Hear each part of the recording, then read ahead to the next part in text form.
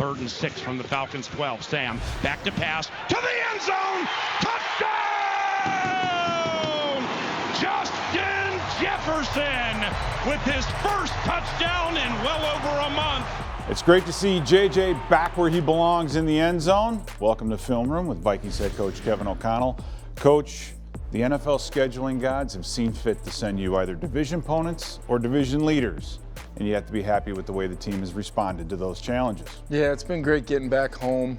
Two really great performances. Total team win coming off of that game last week against the Falcons. And when I look at it, Pete, I think my whole goal this offseason into training camp and on into the season has been trying to play our best football in the month of December, because I think it's important. And we certainly saw that from our offense and really our team. Defense forcing 2 turnovers, special teams coming up with 1, total team win. But it is great to see Justin back in the end zone, and let's dive into it, man. How did it happen? Not an easy guy to find a lot of open grass for, especially at this point in the season. But I just think this clip, really personifies a lot of what's made not only the Falcons game, but a lot of this season for Sam Darnold, Justin, Jordan, TJ, just the details of which we're playing the game at. So this was a scenario where 3rd down in the red zone, not necessarily a super unique concept, but we really wanted to try to build a package of plays to gain some inventory on how are they defending Justin? How are they going to handle some motions? And then have a plan accordingly that Sam could be really aggressive with his arm. So when we watch this, you'll see Justin's going to go in motion. All right. And really when that happened, you can really kind of see what the man-to-man coverage responsibilities are going to be here. Safety from basically the 1-yard line is going to be covering whoever comes to him first. So they ended up comboing Jordan and TJ right here, where you're going to see these guys 2-on-2 right there. But we really wanted to try to isolate that nickel against Justin. But the speed at which he motions, the snap point, and then watch this right here. So as we watch it the first time, you'll see him getting that void and vacancy. But when we reload this, you're going to just see the nuances of what makes Justin the best in the world at what he does. So on the motion, he's going to go there and back, and then he's going to essentially be running what we call kind of a widened in-cut, post route, whatever you want to look at. But there was a couple details here. I thought Jordan Addison did a great job. He's getting this ball. If they want to double Justin Jefferson right here, he knows it, but he's essentially going to occupy both of these safeties right here, which will allow Justin to then truly get the one-on-one. We actually hit a similar play to TJ Hawkinson against the Chicago Bears, where he kind of ran a double move and then took off from there. So 24 out there, a guy they want covering Justin Jefferson. We use the motion to get him off of Justin, really isolate this nickel, and then as you watch it, Justin's going to be running this route on the move, where now he's got to try to navigate, still running this route. We want him to widen, but he's actually going to inside release and then push for a little width before ultimately showing up right in between the I and the K right there. And I just want you to see the nuance of this route. Slips him in, still gets the width, avoids 24, balls up and down right there before Bates can get over there as the safety. And when you watch it from Sam's perspective, watch just how decisive, quiet. We talk about this a lot. And what I mean by quiet with his lower half is just watch how every movement he makes right here looks like it's got a purpose. Vision, he's just confirming right now what's happening with Jordan Addison, because I'm going to put my back foot in the ground and throw it to him if he's open. But then watch as he transitions to Justin, feet, eyes, ball out. I'm glad we got a laser on that ball, because that's exactly what it was. Top shelf kind of throw in the end zone, and I was doing the same thing. You can't see me right here, but Justin and I were both very thankful that he got back in the end zone right there. So we were so thankful, Pete, that we said, you know what, let's try to find a way to get him in the end zone again from 52 yards away. Darnold in trouble. Sam Darnold keeps it alive. Darnold on the run. Open man. Coverage blown. Walking touchdown. Justin Jefferson. 52 yards. Darnold keeps it alive and strikes the superstar. You want to talk about kind of a signature play for this guy right here. This is a great blitz by the Falcons. They're going to bring what we call, a 3 up the middle. Some folks call it a casino blitz if you're hearing John Gruden and the football guys talk about a pressure like this. But this is essentially going to be Simmons wrapping in here with guys kind of going vertical right here where they're eating up protection, trying to waste 74 Cam Robinson in protection. Very hard to get it blocked. We almost did, but motioning Justin away. What did that do again? That leaves my man 24 back here nowhere near the party. And now we're going to get a nice timely snap point right here. Justin barely having his cleats in the ground. And now CJ Ham comes up and picks up protection. But I'm just telling you, Pete, to avoid a safety as a free runner, and then not only to do that, but get up and out. And then how about the nuance of, hey, why would I just, many guys in this league would just drop that ball off, take the first down, and let's move on with our day. But he knows that Justin Jefferson is somewhere down there. Not quite sure where he is, but he's somewhere down there. Not going to get into the details of the route he was running. You know why, Pete? Because it's a secret. We don't want people to know that. But what he ran was a wide open route down the middle of the field. He throws his hands up, and then Sam finds him. But folks, throwing this thing, I would really challenge you, Pete. Why don't you get in your car, go to US Bank Stadium, go stand on the Norseman right in the middle of the field, sprint to your right, and throw this ball as far as you can and see where that thing lands, because this is pretty spectacular for him to be able to make that throw.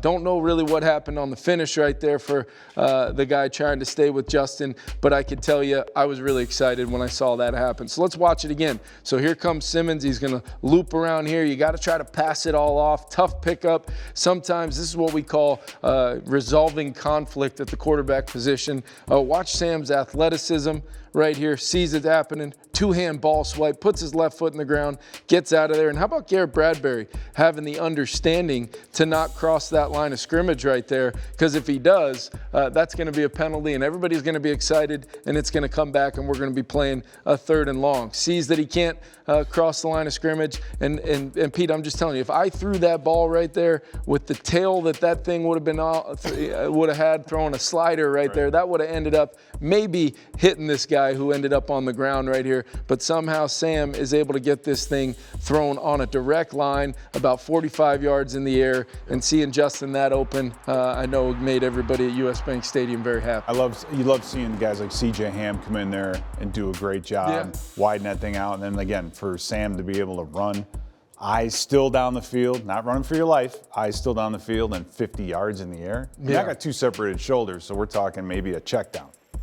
No chance it's going 50. Yeah, and I know you didn't separate those shoulders throwing the ball either, Pete. So me and you both we can sit and marvel at that throw. Thought it was absolutely outstanding. And with the Chicago Bears coming to town for Monday Night Football, let's take a look at a huge game play from the last time we played it. I know we've been waiting. Our special teams have had a really good year. I know you talk about that a lot. We got a lot of impact players that show up in the punt return phase, punt block phase, kick return. But this is just a good old-fashioned Jerry Tillery. If he was standing in here right now, he'd probably block this whole screen with how big and tall he is. So why would we overcomplicate things? Let's try to overload this protection right here and just get that big old palm up. We knew that we had seen a kick blocked late in their game previously the week before, a little bit of a low trajectory kicker. So let's make sure we're throwing our hands up and getting that thing blocked. And, this is just a game of chance right here. And for JT to get this thing, thought it was a massive, massive play in the game. And when we see it right here, then all of a sudden you get BA, a guy that's been showing up over and over again, really starting to dominate in the special teams phase. There was a lot of places to go right here. There was a lot of places to return it. I was excited. Are we going to get a return for a touchdown right here? Then he decides to cut it back against the grain. And at this point, all I'm hoping is don't fumble. Please don't fumble, no matter what, but exciting. So take a look. There's JT right there. But I thought Matt Daniels did a really nice job really clustering these guys up right here, because really what they're trying to do is we're trying to overload 1 or 2 guys in their protection phase right there and see if we can get some push, which you're going to see. Really good by Redmond, really good by Hottie. Everybody's getting their hands up, and then you'll see, bang, right there, JT getting that big old left palm on the ball. Huge momentum play in the game. I just thought critical to have our special teams make this kind of play, and then BA go steal us some yards back. We've continued to work some drills with him, so maybe we can ring the bell and score a touchdown the next time this happens. Special teams have changed so much because you can't rush over the long snapper. Those guys have to be lined up perfectly with whatever hash mark you're on. and then they have to get the push. I mean, there's so much that goes into this. Yep. There's so much that goes into that. Protection of the long snapper. Yep. You can't really use any players to elevate yourself. So it's purely just become a push and a reach kind of play. So I thought that was a huge play by our special teams. Defensively, we're going to see a couple kind of unique plays here where I thought our defense all season long, the timely plays that they make, whether it was Murph's interception against the Falcons, or we'll take a look at one right here where there's a lot that goes into him making a huge play against Kyler Murray and the Cardinals. Murray keeps it alive. Kyler Murray looking to make magic. Heaves one. Murphy picks it off. Right into his hands. Byron Murphy against his old team comes up with the interception. So watch him. He's in man-to-man coverage right here. We're going to send some pressure forward, trying to activate. But you see that jam, that reroute at the line of scrimmage? I think that's what Murph, as well as any kind of nickel inside corner in this league does. Really throws people off their timing, and then he's able to get in phase. But there's technically some space right there. And as we look at this, great ball track, great catch. But I think the nuance to this one is in the end zone copy, where you're going to see basically this is what our defense does to people. So is it a zero pressure? Is it just a man pressure with a single high post safety back there? I think that's either Harry or Cam, but it looks like Harry back there with the noise at US Bank Stadium, people going crazy. Hey, let's just gap this whole thing down right here and worry about Jonathan Grenard with a tight end and a running back. Let's just slide this protection. Everybody's going to be going basically right here, and we're going to not make Kyler Murray have to think about a whole lot. But what ends up happening right here is the weakness of the protection. You end up with 1, 2, 3, 4, 5 one-on-ones, and then they think they've got 2-on-1 on Jonathan Grenard, but he's been one of the best defensive players in football this year as you see him destroy the back, beat the tight end, and now it becomes how can our pursuit be? Quarterback panics and throws this ball up, and then Murph, like he's done now 6 times, tracking it, finishing it. One of the better corners I've seen as far as his ability to catch the football. Normally those guys, Pete, kind of like you, they were playing on that side of the ball for a reason because they couldn't catch. Murph is kind of the outlier when it comes to those DBs. And then let's finish with this, because this guy, last year it was Ivan Pace being an undrafted free agent, making our football team and having a huge impact. We've had some other guys do that this year. Bo Richter in the special teams phase. Dwight McLaughlin's coming on as a corner. But Jalen Redmond, a guy that Ryan Grigson identified in the offseason, coming out of one of the other leagues, and you're like, hey, this guy's got some juice inside. He can have some playmaking ability. Let's take a look at him, and then we're also just going to take a look at what good old-fashioned sound run defense looks like. And what's that look like? We're going to set some edges. We're not going to let this ball get out there. We're going to make it turn back, and then can we defeat blocks and play the cutback inside? You can't do it any better than this. You got Bullard, you got Van Ginkel out there doing the dirty work, and then let's take a look at Redmond from the end zone copy, just winning. All right, winning with speed.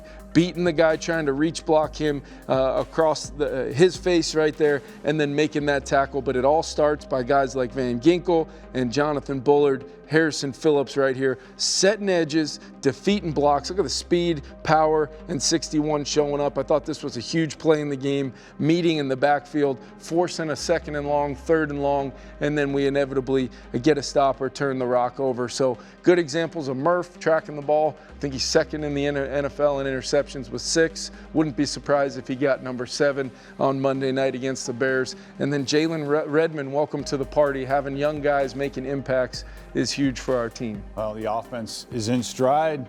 Defense, you got some Jalen Redmonds, you got the interceptions from Murph. It's like, what can come next? And we're excited to see what happens this Monday night with the winter whiteout, Coach. That's right. I mean, I don't know about you if you're going to be whited out or White not. jumpsuit, head to toe, have this hat on. We'll be ready to rock. But we're just so fired up to see what this team's going to do on Monday night. And stay here for more Film Room with Vikings head coach Kevin O'Connell.